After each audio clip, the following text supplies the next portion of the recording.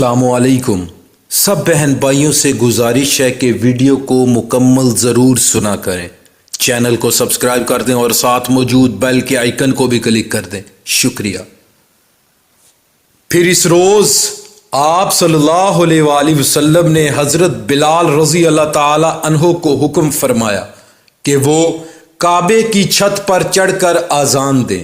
چنانچہ حضرت بلال رضی اللہ تعالی عنہ نے اذان دی۔ اس کے بعد آپ صلی اللہ علیہ وآلہ وسلم نے اعلان فرمایا، جو شخص اللہ پر اور قیامت کے دن پر ایمان رکھتا ہے وہ اپنے گھر میں کوئی بت نہ چھوڑے، اس کو توڑ دے۔ لوگ بتوں کو توڑنے لگے۔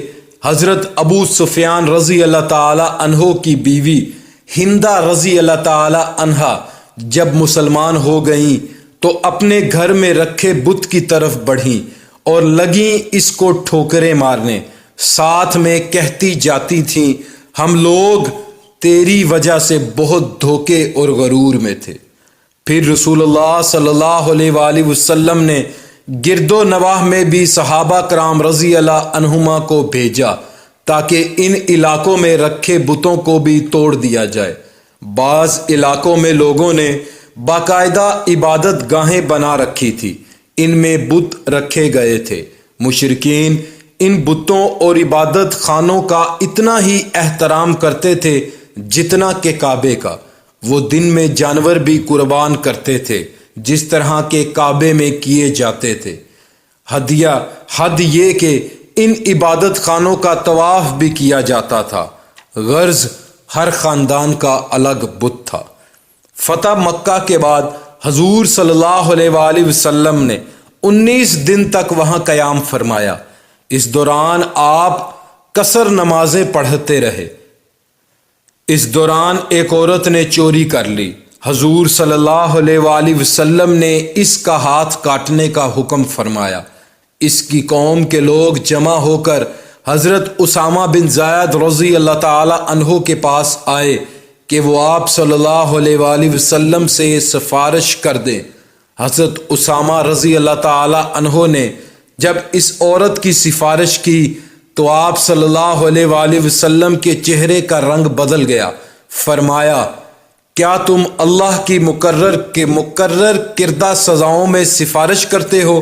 حضرت اسامہ رضی اللہ تعالی عنہ نے فوراً عرض کیا، اے اللہ کے رسول، میرے لیے استغفار فرمائیے۔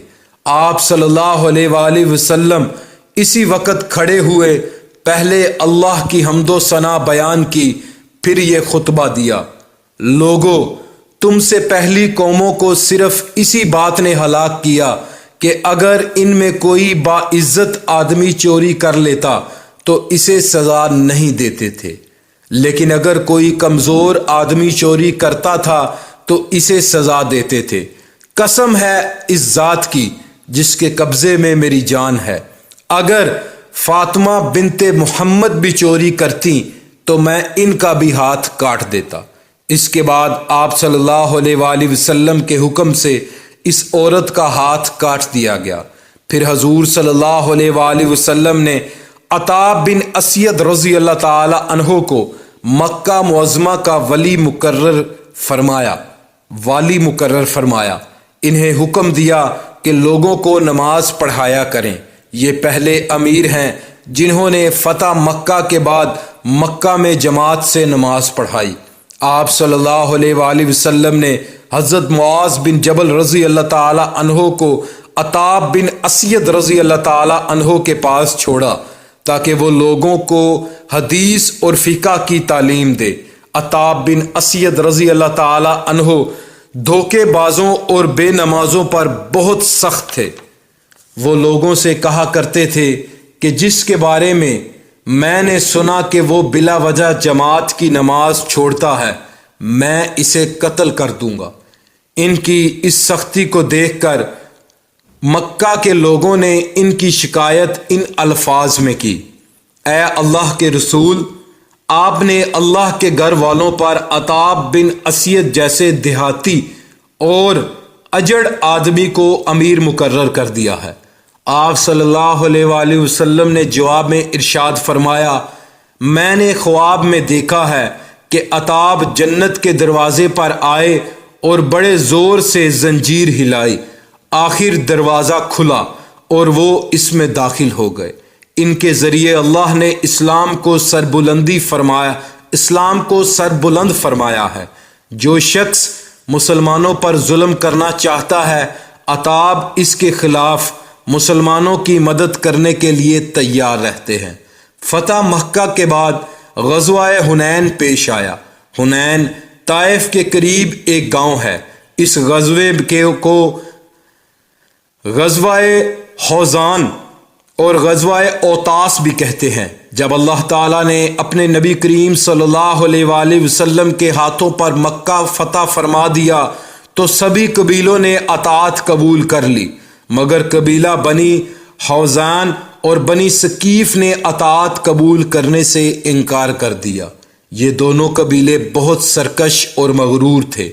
اپنے غرور میں وہ کہنے لگے، خدا کی قسم، محمد کو اب تک ایسے لوگوں سے سابقہ پڑا ہے جو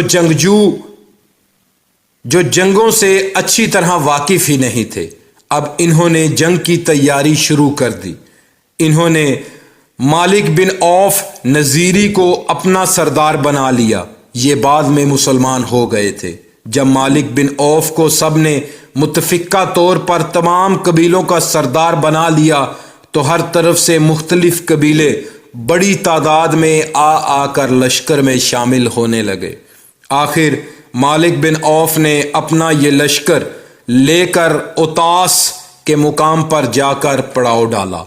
ادھر جب آپ صلی اللہ علیہ وآلہ وسلم کو خبریں ملی کہ بنی حوزان نے ایک بڑا لشکر جمع کر لیا تو آپ صلی اللہ علیہ وآلہ وسلم نے اپنے ایک صحابی حضرت عبداللہ بن ابی حدود اسلمی کو ان کی جاسوسی کے لیے روانہ کیا اور رخصت کرتے ہوئے ان سے فرمایا، ان کے لشکر میں شامل ہو جانا اور سننا کہ وہ کیا فیصلے کر رہے ہیں۔ اللہ پاک پڑھنا اور سننا قبول فرمائے، اللہ پاک کمی کوتاہی معاف فرمائے۔